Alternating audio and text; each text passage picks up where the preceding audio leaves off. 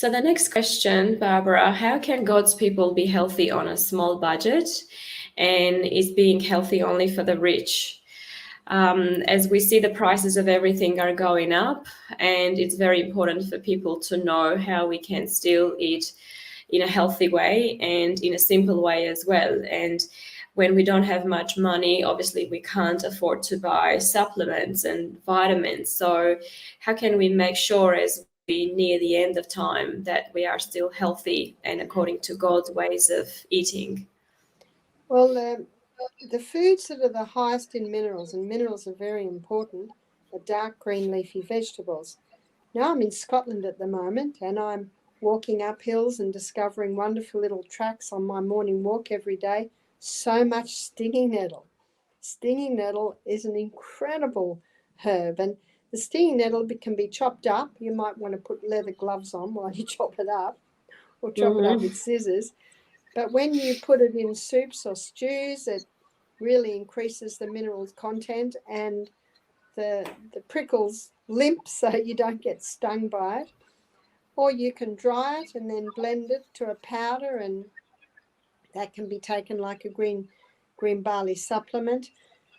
It's a good idea to know your greens, because there are so many wild greens out there that can be very beneficial, and yet, that's free.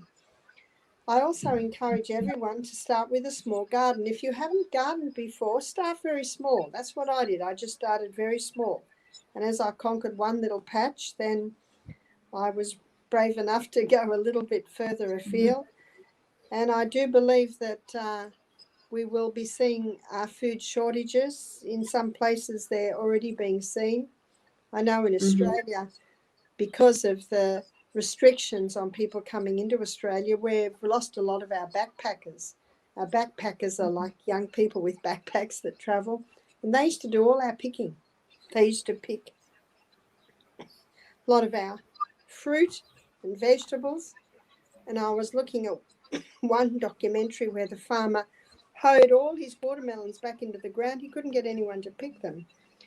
So, these are very real situations. And so growing our own food is very, very important, and using seed that can reproduce itself. I know in Australia there are about 6 different companies where you can buy non-hybrid seeds. Now, one of the cheapest foods, other than the greens that I just talked about, are legumes. Legumes are such cheap food. And when you soak it, you've got twice as many legumes. So I think and they're an excellent source of protein. Some people say, what about the lectins? Yes, legumes are high in lectins, but if they're well soaked, well rinsed, have a long slow cooking or even a pressure cooking, that kills the lectins. So that's not a problem, because lectins, if they get into your body, can certainly increase inflammation. So that's cheap food, is the legumes. So grow as much as you can, and get to know the legumes.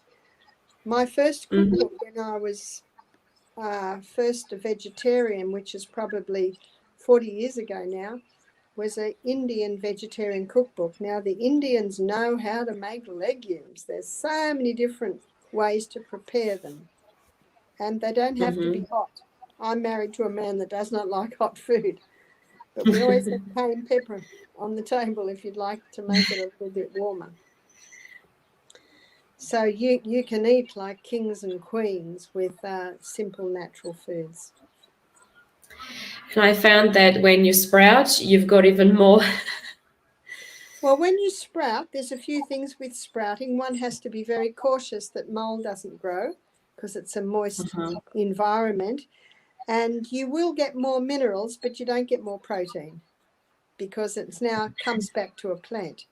My daughter in the US has been growing microgreens, and she can grow this in her house, and they're power packed. They're a sprout, but I think a little bit older than a sprout. Yes, and that also, I guess, solves a lot of that lectin problem. Because I've heard that as well, that, well, beans and nuts, they've got lectin, so it must be bad for you. They're only no good if they're not prepared properly. When you culture, like in the sourdough, that kills the lectins. When you pressure cook, that kills the lectins. So it all depends how they're prepared. Very good. And also, I believe Jethro Kloss was talking about how soy is actually very good for the soil. So if you grow soy in your garden, that can actually feed the soil instead of depleting it. That is true.